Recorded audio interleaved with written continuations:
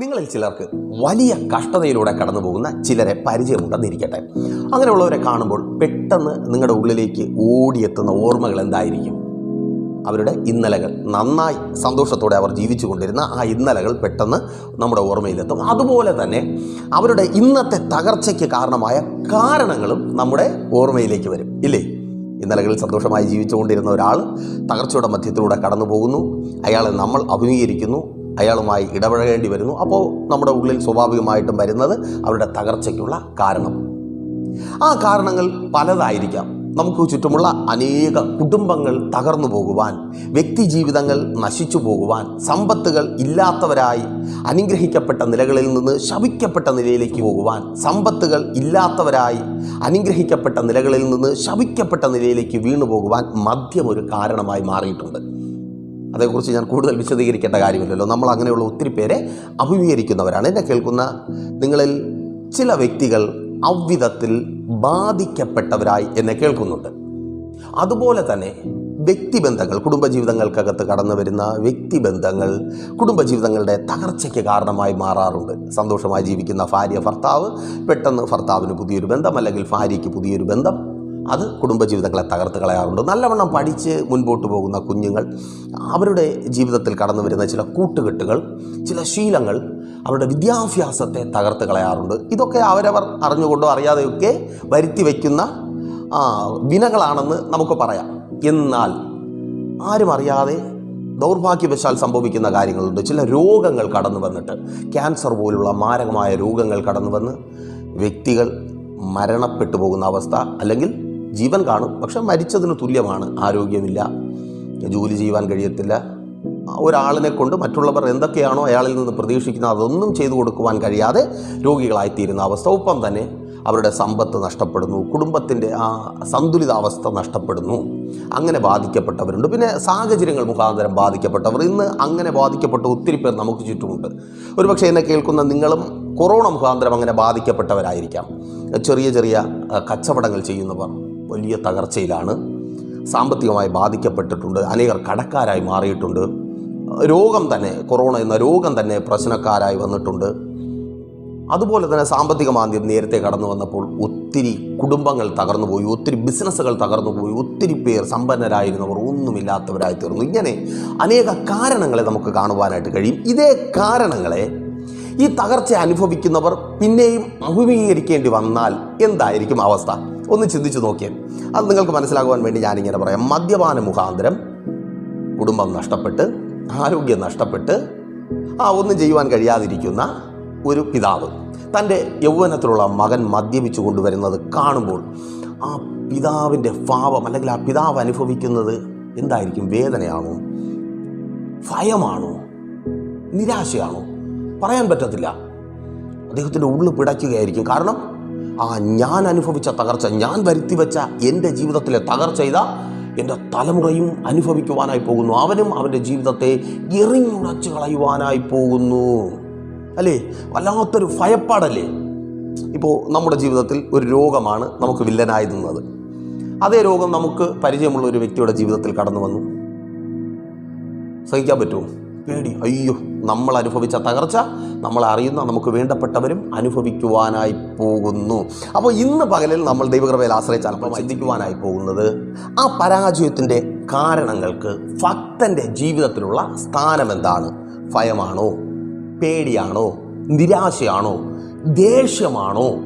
ഞാൻ രതീഷ്, നിങ്ങളായിരിക്കുന്ന പ്രൈസർ ഫാമിലിക്കൊപ്പം ഇത് നിങ്ങളുടെ വിടുതലിൻ്റെ നേരമെന്ന പ്രതിവാര വചന സന്ദേശത്തിലേക്ക് ക്രിസ്തുയേശുവിൽ നിങ്ങൾക്ക് ഏവർക്കും ഒരിക്കൽ കൂടി സ്വാഗതം. നമുക്കൊരുമിച്ചായിരിക്കുവാൻ നല്ലവനായ കർത്താവ് ഒരുക്കി തന്ന നല്ല അവസരത്തിനായി കർത്താവിനെ സ്തുതിക്കുന്നു. ഒപ്പമായിരിക്കുന്ന നിങ്ങളെ ഓർത്ത് പ്രാർത്ഥിക്കുന്നു. ദൈവം നിങ്ങളെ ധാരാളമായി സമൃദ്ധിയായി അനുഗ്രഹിക്കട്ടെ. ചില കാരണങ്ങൾ നിങ്ങളുടെ ജീവിതത്തിൽ നിന്ന് നീങ്ങിപ്പോകുന്ന ദിവസമായി അത് തന്നെ ഈ സമയം ദൈവത്തിൻ്റെ പരിശുദ്ധാത്മാവ് എന്നോട് പറയുന്നു. ഇന്ന് ഈ സമയം എന്നെ കേൾക്കുന്ന ചിലരുടെ ജീവിതത്തിലെ ഇന്നലകളിലെ പരാജയത്തിന് കാരണമായിരിക്കുന്ന ചില കാരണങ്ങൾ നീങ്ങിപ്പോകുക. ഇന്ന് പരാജയത്തിൽ നിർത്തിയിരിക്കുന്ന, നാളെയും അതേ പരാജയത്തിൽ തന്നെ നിർത്തുമെന്ന് ലോകവും പിശാചും പറയുവാൻ ഇടയാകുന്ന ചില കാരണങ്ങൾ, പരാജയത്തിൻ്റെ കാരണങ്ങൾ യേശുവിൻ നാമത്തിൽ ചിലരുടെ ജീവിതത്തിൽ നിന്ന് മാറിപ്പോവുക. ആ വേദനയ്ക്ക് കാരണമായിരിക്കുന്ന രോഗം, ആ ഭയപ്പാടിന് കാരണമായിരിക്കുന്ന രോഗം യേശുവിൻ നാമത്തിൽ ഇപ്പോൾ സൗഖ്യമാകുക. ആമേൻ. നിന്ദയും അപമാനവും ജീവിതത്തിൽ കൊണ്ടുവന്ന അതിന് കാരണമായിരിക്കുന്ന ആ ബാധ്യത നിന്നെ വിട്ടു പോവുക. യേശുവിൻ നാമത്തിൽ തിരിച്ചറിയുന്നവർ ദൈവസന്നിധിയിൽ ഏറ്റെടുത്ത് പ്രാർത്ഥിച്ചാട്ടെ. ചില കാരണങ്ങൾ മാറിപ്പോവുക. നിന്ദ മാറുന്നു എന്നല്ല, കഷ്ടത മാറുന്നു എന്നല്ല, അതിനുള്ള കാരണങ്ങൾ, ആ കാരണം പോകുന്നു. ഇനി അങ്ങനെ ഒന്ന് തൊഴിലില്ലായ്മ മുഖാന്തരം ഇനി ആ വേദന നീ അനുഭവിക്കുവാൻ സഹോദര എൻ്റെ കർത്താവ് അനുവദിക്കത്തില്ല. സഹോദരി ഒത്തിരി ക്യാഷ് മുടക്കി വിദേശ രാജ്യത്ത് കടന്നുപോയി, ജോലി ചെയ്യുവാൻ കഴിയാതെ മുറിക്കകത്ത് ഭാരത്തോടെ ആയിരിക്കുന്നു. നിന്നോട് തന്നെ വീട്ടുകാരോട് പോലും സംസാരിക്കുവാൻ വയ്യ, ഫോൺ വിളിച്ചാൽ അറ്റൻഡ് ചെയ്യുവാൻ കഴിയുന്നില്ല, നിരാശപ്പെട്ട് ഭാരത്തോടെ ആയിരിക്കുന്നു. ആ കാരണം നസ്രനായ യേശുവിൻ നാമത്തിൽ മാറിപ്പോവുക. ആമേൻ. ജോലി ഇല്ലായ്മ എന്ന കാരണം യേശുവിൻ നാമത്തിൽ അത് നീങ്ങിപ്പോവുക.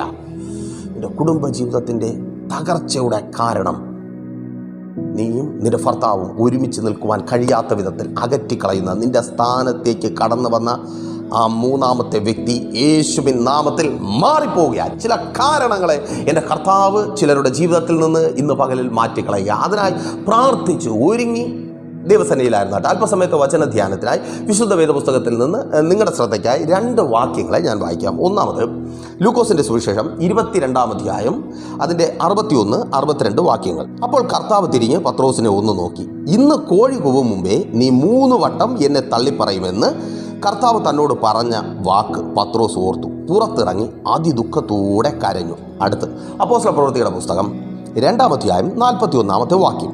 അവൻ്റെ വാക്ക് കൈക്കൊണ്ടവർ സ്നാനമേറ്റു. അന്ന് 3000-ഓളം പേർ അവരോട് ചേർന്നു. ഈ 2 വാക്യങ്ങളുടെയും കേന്ദ്ര കഥാപാത്രം ഒരാളാണ്, അപ്പോസ്തലനായ പത്രോസ്. പത്രോസിൻ്റെ ജീവിതത്തിലെ അതിപ്രധാനമായ 2 സംഭവങ്ങളാണ് ഈ ഭാഗങ്ങളിൽ നമുക്ക് കാണുവാൻ കഴിയുന്നത്. ഒന്ന്, വേദനപ്പെടുത്തുന്ന, ഭയപ്പെടുത്തുന്ന, നിരാശപ്പെടുത്തുന്ന ഒരു സംഭവം. എന്താണ്?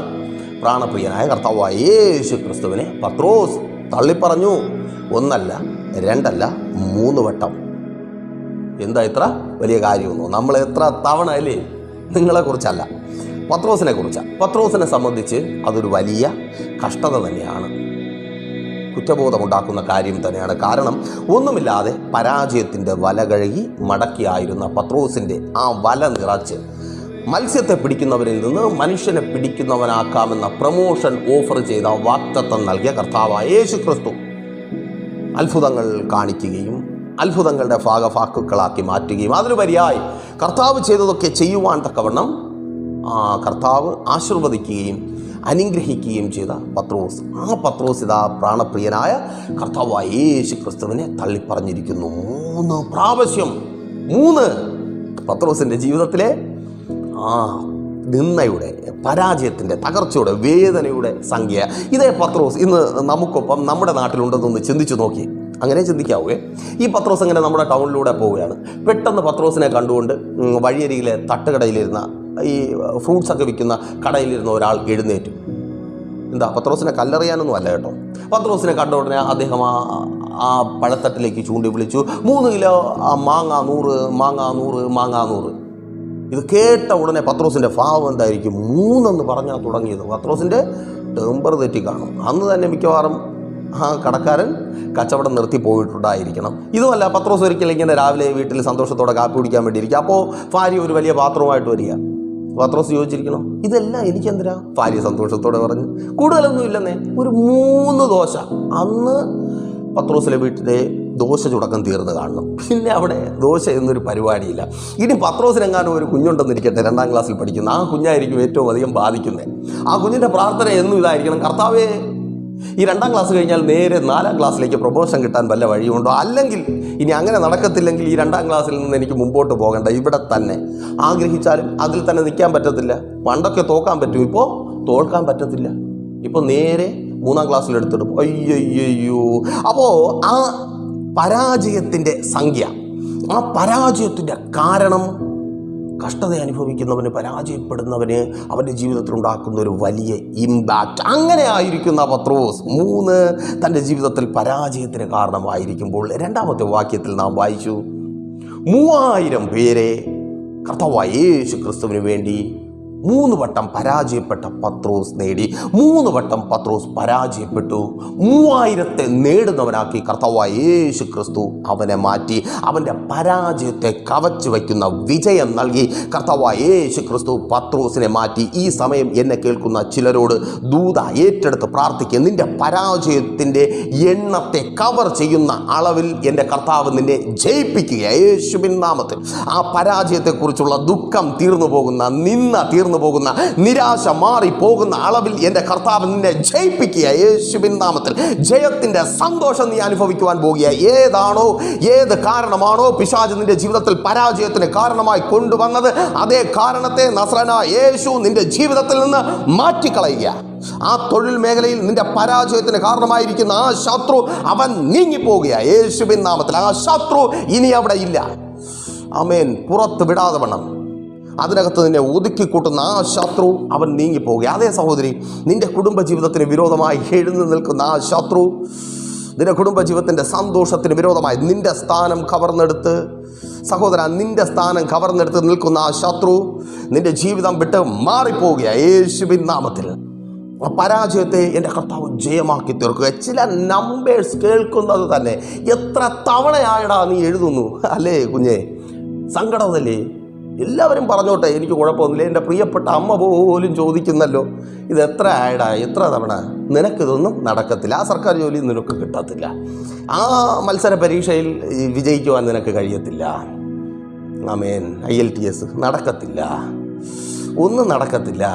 എത്ര തവണ പരാജയപ്പെട്ടതാ? പരാജയത്തിൻ്റെ എണ്ണം, ഭയപ്പെടുത്തുന്ന, ഭാരപ്പെടുത്തുന്ന പരാജയത്തിൻ്റെ എണ്ണം, ആ എണ്ണത്തെ ജയമാക്കി മാറ്റുന്ന ഒരു കർത്താവ്. ഒത്തിരി തവണ പരാജയപ്പെട്ടൊരുവൻ ഇന്ന് പകലിൽ നിങ്ങൾക്കൊപ്പമായിരിക്കുന്നു. അതേ, അവനിലൂടെയാണ് പരാജയത്തെ ജയമാക്കി തീർക്കുന്ന കർത്താവിനെ കുറിച്ച് നിങ്ങൾ കേട്ടുകൊണ്ടേയിരിക്കുന്നത്. നല്ലൊരു തികഞ്ഞ മദ്യപാനിയായിരുന്ന സമയം ആഗ്രഹമുണ്ട് എല്ലാ മദ്യപാനികളെയും പോലെ, മദ്യപിക്കുന്നവരെ പോലെ. മദ്യപിക്കാത്ത സമയം നല്ലവന്മാർ ലോകത്തിൽ ആരുമില്ല. കാരണം അവർക്കാണ് മദ്യപിച്ച സമയത്തെക്കുറിച്ച് ഓർത്തുള്ള സങ്കടവും വിഷമവും എല്ലാം. മദ്യപിക്കുമ്പോൾ പലതും കാട്ടിക്കൂട്ടും. അത് കഴിഞ്ഞിട്ട് ചിന്തിക്കും, അയ്യോ, ഞാൻ കുടിച്ചതുകൊണ്ട് എൻ്റെ ഭാര്യയ്ക്ക്, എൻ്റെ മക്കൾക്ക്, എൻ്റെ ആരോഗ്യത്തിന്, എനിക്ക്, എൻ്റെ സമ്പത്തിന് ഇനി ഞാൻ കുടിക്കത്തില്ല. തീരുമാനങ്ങളൊക്കെ എടുക്കും. അങ്ങനെ ഞാൻ തീരുമാനങ്ങൾ എടുത്തിട്ടുണ്ട്. ഏറ്റവും പ്രധാനമായി മദ്യപന്മാർ തീരുമാനമെടുക്കുന്നത് ജനുവരി 1-ാം തീയതിയാണ്. ഡിസംബർ രാത്രി അടിച്ച് കുടിക്കാൻ പറ്റുന്നത് മുഴുവനും കുടിച്ചിട്ട് തീരുമാനമെടുക്കും, ഇനി കുടിക്കത്തില്ല. അങ്ങനെ 3-4 ജനുവരിയിൽ ഞാൻ പരാജയപ്പെട്ടു. ബാറിൽ പോയിരിക്കും, വാങ്ങിച്ച് വച്ചിട്ട് സങ്കടത്തോടെ ഇത് അവസാനം, ഇനി കുടിക്കത്തില്ല. അങ്ങനെ ഒത്തിരി തവണ, ഓരോ തവണയും എന്നോട് തന്നെ ലജ്ജ തോന്നുമാറ്, മദ്യത്തിൻ്റെ കെട്ടുവിടുമ്പോൾ എന്നോട് തന്നെ ലജ്ജ തോന്നുമാറ് പരാജിതനായി, നിരാശനായി നിന്ന ഞാൻ അതേ എന്നെ ഒത്തിരി സന്ദർഭങ്ങളിൽ അതേ ഇഷ്ടപ്പെട്ട ആഹാരം കഴിക്കുവാൻ ബാറിൽ കയറി ആ മണമൊന്നും എന്നെ മോഹിപ്പിക്കാത്ത വിധത്തിലാക്കി മാറ്റിയൊരു കർത്താവ്. ഒത്തിരി തവണ എന്നെ പരാജയപ്പെടുത്തിയ പരാജയത്തെ ജയിക്കുവാൻ തക്കവണ്ണം കർത്താവിനെ ശക്തനാക്കി മാറ്റി. ചിലർ മദ്യപാനം മുഖാന്തരം ആഗ്രഹിച്ചിട്ടും അതിൽ നിന്ന് പുറത്തു വരുവാൻ കഴിയാതെ ഭാരപ്പെടുന്ന ചിലർ, അവരിന്ന് പുറത്തു വരിക യേശുവിൻ നാമത്തിൽ. ആ മദ്യത്തിൻ്റെ സ്മെല്ല് പോലും നിൻ്റെ ശരീരത്തിലുണ്ടാക്കുന്ന ആ ഒരു അത് മാറുക യേശുവിൻ നാമത്തിൽ. അതങ്ങനെ സംഭവിക്കുന്ന കൃപയ്ക്കായി ആ എണ്ണത്തെ, ആ പരാജയത്തിൻ്റെ എണ്ണത്തെ 3 തവണയാണ് പരാജയപ്പെട്ട പിശാച് പറയും, നീ 3 തവണ പരാജയപ്പെട്ടു. കർത്താവ് പറയണ 3000 തവണ നിന്നെ ഞാൻ ജയിപ്പിച്ചു. സ്തോത്രം. ജയിക്കുന്ന പത്രോസുമാർക്കായി ഞാൻ ദൈവത്തെ സ്തുതിക്കുന്നു. അതുകൊണ്ട് തീർന്നില്ല. 3 പ്രശ്നക്കാരനെങ്കിൽ 3 തവണ തോൽക്കൊല്ലൻ്റെ ഭവനത്തിലായിരിക്കുമ്പോൾ പത്രോസിൻ്റെ അടുത്തേക്ക് സ്വർഗത്തിൽ നിന്നൊരു തുപ്പട്ട ഇറങ്ങി വരികയാണ്. എവിടെയെന്നോ? അപ്പോസ്തലപ്രവൃത്തികളുടെ പുസ്തകം 10-ാം അധ്യായം 10 മുതൽ 16 വരെയുള്ള വാക്യങ്ങൾ. സ്വർഗത്തിൽ നിന്നൊരു തുപ്പട്ട ഇറങ്ങി വരുന്നു. 1, 2, 3. അയ്യോ, വീണ്ടും പരാജയത്തിൻ്റെ 3. പരാജയത്തിൻ്റെ 3. തൊട്ടടുത്ത് എന്താ സംഭവിക്കുന്നേ? യഹൂദന്മാർക്കിടയിൽ ശുശ്രൂഷ ചെയ്തുകൊണ്ടിരുന്ന പത്രോസിനോട് കർത്താവ് പറയുക, പത്രോസേ, ഇനി നീ ജാതികളുടെ ഇടയിലേക്ക് പോവുക.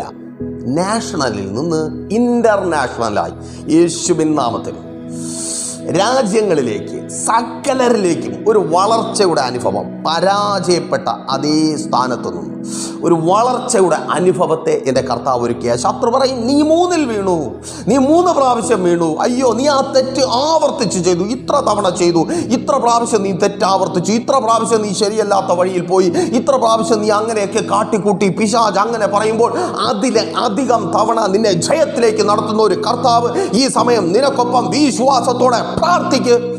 യേശുവിൻ നാമത്തിൽ വിശാലത ഉണ്ടാകുക. ആമേൻ. പരാജയം കാണിച്ച് ശത്രു ഭയപ്പെടുത്തുമ്പോൾ തിരിച്ചറിയ്, കർത്താവ് നിന്നെ ഭയപ്പെടുത്തത്തില്ല.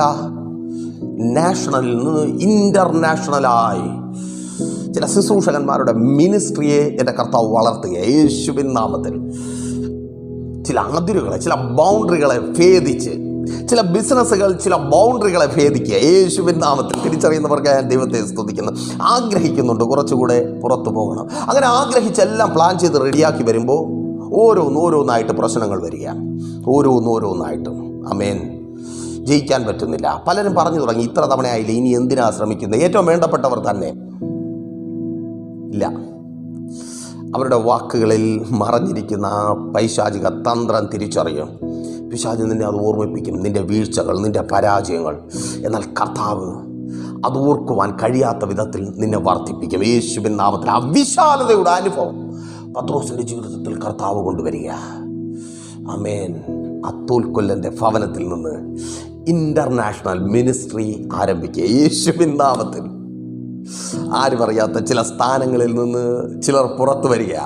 ഒതുങ്ങിപ്പോയ ചില സ്ഥാനങ്ങളിൽ നിന്ന്, മാതാവേ പിതാവേ, നിങ്ങളുടെ മക്കൾ ഒതുങ്ങിപ്പോയ സ്ഥാനത്ത് നിന്ന്, അയ്യോ എൻ്റെ തലമുറകൾ ഇങ്ങനെ ആയിരിക്കുവാനുള്ളവരല്ല, അവർ പുറത്തു വരുവാനുള്ളവരാ, അവർ പലതും ചെയ്യുവാനുള്ളവരാ, അവർ പല നിലകളിൽ പ്രയോജനപ്പെടേണ്ടവരാ. നിനക്കതറിയാം. ആമേൻ. പക്ഷെ ഒതുങ്ങിപ്പോയി. ആ ഒതുങ്ങിപ്പോയ സ്ഥാനത്ത് നിന്ന് കർത്താവ് ചിലരെ പുറത്തു കൊണ്ടുവരിക യേശുവിൻ നാമത്തിൽ. പരാജയത്തിൻ്റെ അതേ സ്ഥാനം കർത്താവ് പരാജയത്തെ നോക്കുന്നില്ല. നിന്റെ നാളെ നീ പ്രാപിച്ചെടുക്കുവാൻ പോകുന്ന ജയത്തെ നോക്കി ആ പരാജയ കാരണത്തെ എൻ്റെ കർത്താവ് ജയമാക്കി തീർക്കുകയാണ്. അമ്മ ലോകം, പിശാച് നിങ്ങളുടെ പരാജയത്തിൽ നിങ്ങളെ കുരുക്കിയിടുമ്പോൾ, നിങ്ങളെ ആ കുറ്റബോധത്തിൽ അടിപ്പെടുത്തുമ്പോൾ, പ്രിയരെ ഒരു കാര്യം വ്യസന സമേതം ഞാൻ നിങ്ങളുമായി പങ്കുവയ്ക്കട്ടെ. ആരാണോ നിങ്ങളുടെ ഇന്നലകളിൽ വന്നുപോയ വീഴ്ചകളിൽ, നിങ്ങളുടെ കുറവുകളിൽ, നിങ്ങളുടെ കുറ്റങ്ങളിൽ നിങ്ങളെ കെട്ടിയിടുവാൻ ശ്രമിക്കുന്നത്, അവർ ദൈവത്തിൽ നിന്നുള്ളവരല്ല, അവർ പിശാചിൽ നിന്നുള്ളവരാണ്. അവരുടെ പേരിന് മുമ്പേ ചിലപ്പോൾ പാസ്റ്റർ എന്ന് കാണാം, റെവറൻഡ് എന്ന് കാണാം, മോസ്റ്റ് റെവറൻഡ് എന്ന് കാണാം, അച്ഛനെന്നോ ബിഷപ്പെന്നോ എന്തോ ആയിക്കൊള്ളട്ടെ, ബ്രദർ എന്നോ എന്തോ ആയിക്കോട്ടെ, പ്രൊഫറ്റ് എന്നോ എന്തോ ആയിക്കൊള്ളട്ടെ. അവരുടെ പേരിന് മുമ്പിലുള്ള സ്ഥാനം നിങ്ങൾ നോക്കെടുത്ത് ഒരേ ഒരു സ്ഥാനമേ അവരുടെ പേരിന് അർഹതരായിട്ടുള്ളൂ. അവർ പിശാചെന്ന ആ കള്ളൻ്റെ മക്കളാണ്. പിശാചിൻ്റെ തന്ത്രമാണ് നിങ്ങളെ ഇന്നലകളിലെ പരാജയത്തിൽ, നിങ്ങളുടെ ജീവിതത്തിൽ വന്നുപോയ വീഴ്ചകളിൽ കാരണം നിങ്ങളുടേത് തന്നെയാണ്. ആമേൻ. കാരണമുണ്ട്, അത് നിങ്ങൾക്കും അറിയാം. കാരണമുണ്ട്. എന്നാൽ ആ കാരണം നോക്കാതെ നിങ്ങളെ മാനിക്കുന്നവൻ കർത്താവായ യേശു ക്രിസ്തു. അവൻ ഒന്നിനെയും വെറുതെ പരാജയത്തിലേക്ക് വിട്ടുകളയത്തില്ല. വിശുദ്ധ വേദപുസ്തകം പഠിക്കുമ്പോൾ ശമൂവേലിൻ്റെ പുസ്തകത്തിൽ ആദ്യത്തെ ഇസ്രായേലിൻ്റെ രാജാവിനെ നിങ്ങൾക്ക് കാണുവാനായിട്ട് കഴിയും. 9-ാം അധ്യായം 1-2 വാക്യങ്ങൾ വായിക്കുമ്പോൾ, ബെന്യാമീൻ ഗോത്രത്തിൽ കീശിൻ്റെ മകനായ ശൗൽ ഒരു ദേശം ഭരിക്കുവാൻ വേണ്ടി ദൈവം തിരഞ്ഞെടുത്തു. ശൗൽ വീണുപോയി. ദൈവത്തിൻ്റെ തിരഞ്ഞെടുപ്പ് പാഴായിപ്പോയെന്ന് പിശാച് കൈകൊട്ടി ചിരിച്ചുകൊണ്ടേയിരിക്കുന്നു. പിന്നെ ഒന്ന് ചിന്തിച്ച് നോക്കിയേ, ശൗൽ എന്ന പേര് തന്നെ പരാജയത്തിൻ്റെ പ്രതീകമായി മാറിയിരിക്കണം. ശൗൽ എന്ന പേര് ആരും ഇടത്തില്ല. ഒരുപാട് പേരുകൾ നമ്മുടെ ഭാരതീയ സംസ്കാരവുമായി ബന്ധപ്പെട്ട് പുരാണങ്ങളിൽ നിന്നൊക്കെ എടുക്കുന്നത് നമ്മൾ കാണാറുണ്ട്. അപ്പോൾ അങ്ങനെയുള്ള പേരുകളിൽ എല്ലാവർക്കും ഇഷ്ടപ്പെട്ട ദൈവങ്ങളുടെ പേരുകളൊക്കെ ഉണ്ടാകാറുണ്ട്. എന്നാൽ ഒരു ദൈവത്തിൻ്റെ പേര്, ദൈവത്തെ പോലെ ആരാധിക്കുന്ന ഒരു ആരാധന പാത്രത്തിൻ്റെ പേര് ആരും ഇടത്തില്ല, ഹനുമാൻ്റെ പേര്. അതുപോലെ തന്നെ ഈ ശൗലിൻ്റെ പേര് ആരും പിന്നെ ഇങ്ങോട്ട് ഉപയോഗിക്കാൻ പോലും മടിക്കും. കാരണം അത് പരാജയത്തിൻ്റെ പേരാണ്. അത് പേരുദോഷമായി, പരാജയ മുഖാന്തരം പേരുദോഷം അനുഭവിക്കുന്ന അവസ്ഥ. അയ്യോ, ആ പേര് തന്നെ കൊള്ളാത്ത പേരായി മാറി. ചീത്തപ്പേര്, മോശം അഭിപ്രായം, പല നിലകളിൽ ബാധിക്കപ്പെട്ട. എന്നാൽ ഒന്ന് ചിന്തിച്ചേ, പഴയ നിയമത്തിൽ ബെന്യാമിൻ ഗോത്രത്തിൽ കീശിൻ്റെ മകനായ ശൗൽ അവൻ തകർന്നു, അവൻ വീണു. എന്നാൽ പുതിയ നിയമത്തിലേക്ക് കടന്നു വരുമ്പോൾ മറ്റൊരു ബെന്യാമിൻ ഗോത്രക്കാരനെ കർത്താവ് കൊണ്ടുവരിക. അവൻ്റെ പേരും ശൗൽ എന്നാണ്. ബെന്യാമിൻ ഗോത്രക്കാരനായ ശൗലിനെ കർത്താവ് കൊണ്ടുവന്നു പൗലോസാക്കി, സഭയുടെ നെടുന്തൂണാക്കി നിർത്തി. ഒന്നും നഷ്ടപ്പെട്ടു പോകുവാൻ കർത്താവ് അനുവദിക്കത്തില്ല. ആ പേര് ദോഷത്തെ കർത്താവ് നീക്കുകയാണ് യേശുവിൻ നാമത്തിൽ. ചിലരുടെ ജീവിതത്തിൽ വന്ന പേര് ദോഷം, താങ്ക് യു ജീസസ്, അത് നീങ്ങിപ്പോവുകയാണ്. അറിഞ്ഞും അറിയാതെയും ചെയ്തു പോയി, വന്നുപോയി. അതേന്നെ നിങ്ങളുടെ ആ കുടുംബജീവിതത്തിൻ്റെ തകർച്ചയ്ക്ക് കാരണമായ ആ പേര് ദോഷം യേശുവിൻ നാമത്തിൽ അത് നീങ്ങിപ്പോവുകയാണ്. മാതാവേ, നിന്റെ തലമുറകളുടെ ജീവിതത്തിൽ ഭാവിയെ പോലും ബന്ധിച്ച് വെല്ലുവിളിക്കുന്ന ആ പേര് ദോഷം അത് നീങ്ങിപ്പോവുകയാണ് യേശുവിൻ നാമത്തിൽ. ഒന്നിനും കൊള്ളാത്ത ചിലർ, സ്തോത്രം, കൊള്ളാകുന്നവരായി മാറുവാൻ പോകുകയാണ്. കിട്ടിയതിനെ ഇട്ട് കളഞ്ഞ ചിലർ. ആമേൻ. അയ്യോ, പലരും പറഞ്ഞ് കരയുന്നുണ്ട്, അയ്യോ കർത്താവ് എനിക്ക് അത് തന്നു ഇത് തന്നു, പക്ഷേ ഞാൻ നഷ്ടപ്പെടുത്തി കളഞ്ഞ ചിലർ, പലതിനെ നഷ്ടപ്പെടുത്തി കളഞ്ഞ ചിലർ അധികം പ്രാപിക്കുക. ഒരു ദേശത്തിന് വേണ്ടി പഴയ നിയമത്തിൽ ശൗലിനെ ദൈവം എഴുന്നേൽപ്പിച്ചു, പക്ഷെ വീണുപോയി. പുതിയ നിയമത്തിൽ ലോകത്തിന് വേണ്ടി ആമേൻ അടുത്തൊരു ശൗലിനെ കർത്താവ് കൊണ്ടുവരികയാണ്. പേര് ദോഷം മാറ്റി. ആമേൻ. ഇന്ന് ശൗൽ, ഇന്ന് പോൾ. Thank you Jesus. തിരിച്ചറിയുന്നവർക്ക് ഞാൻ ദൈവത്തെ സ്തുതിക്കുന്നത്. ചില പേര് ദോഷം മാറുകയാണ്. പിശാച് എന്താണോ നിങ്ങളുടെ ജീവിതത്തിൻ്റെ തകർച്ചയ്ക്ക് കാരണമാക്കി വെച്ചത്, അതിലൂടെ തന്നെ ദൈവം നിങ്ങളെ അനുഗ്രഹിക്കും. അതിനെ തന്നെ ദൈവം അനുഗ്രഹമാക്കി മാറ്റും. ആ ശാപത്തെ തന്നെ ദൈവം നിന്റെ ജീവിതത്തിൽ അനുഗ്രഹമാക്കി മാറ്റും. അതേ ശാപം നീ കേട്ട് നിരാശ അനുഭവിക്കുന്ന ആ ശാപം എൻ്റെ കർത്താവ് അനുഗ്രഹമാക്കി മാറ്റുവാൻ പോകുക. ഉൽപ്പത്തി പുസ്തകത്തിൽ ഒരു പിതാവിനെ നിങ്ങൾക്ക് അറിയാം. ഉൽപ്പത്തി പുസ്തകം 9-ാം അധ്യായം 18-ാമത്തെ വാക്യത്തിൽ ഷേമിൻ്റെയും ഹാമിൻ്റെയും യാഫത്തിൻ്റെയും അപ്പനായ നോഹ എന്ന പിതാവ്, ആ പിതാവിൻ്റെ നഗ്നത കണ്ടത് മുഖാന്തരം ഒരു മകൻ ശപിക്കപ്പെടുകയാണ്. അല്ല, മകൻ്റെ തലമുറ ശപിക്കപ്പെടുന്നു. ഹാമിൻ്റെ മക്കളായ കനാന്യർ ശപിക്കപ്പെടുകയാണ്. എത്ര വലിയ തമാശയല്ലേ. നോഹ മദ്യപിച്ച് ബോധമില്ലാതെ കിടന്നു. നഗ്നത കണ്ടതുകൊണ്ട് കണ്ടവൻ്റെ മക്കൾ ശപിക്കപ്പെടുന്നു.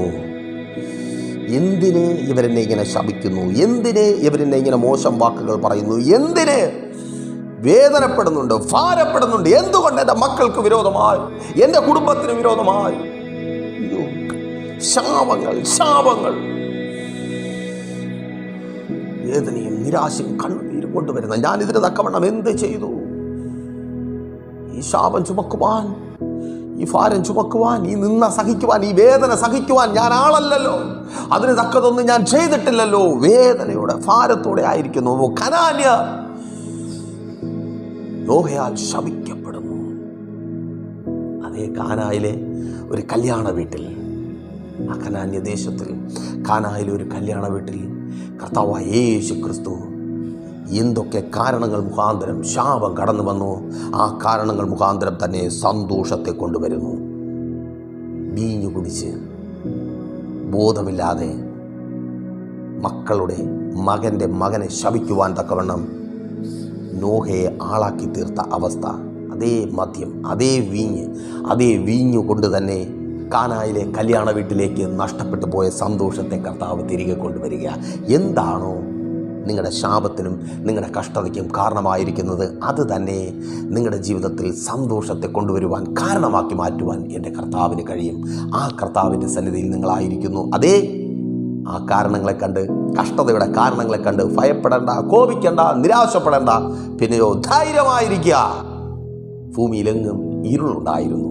ഉൽപ്പത്തി പുസ്തകം ആരംഭിക്കുന്നത് അങ്ങനെയാണ്. ആ ഇരുളിൽ നിന്ന് ദൈവം വെളിച്ചത്തെ കൊണ്ടുവന്നു. നിങ്ങൾ ഇന്ന് അനുഭവിക്കുന്ന ഈ പ്രശ്നങ്ങളിൽ നിന്ന്, പ്രശ്നങ്ങൾ നിറഞ്ഞ സാഹചര്യത്തിന് മധ്യത്തിൽ നിന്ന് നിങ്ങൾക്ക് വേണ്ട സന്തോഷത്തെ, സമാധാനത്തെ, വെളിച്ചത്തിൻ്റെ അനുഭവത്തെ കർത്താവ് നിങ്ങളുടെ ജീവിതത്തിൽ കൊണ്ടുവരും.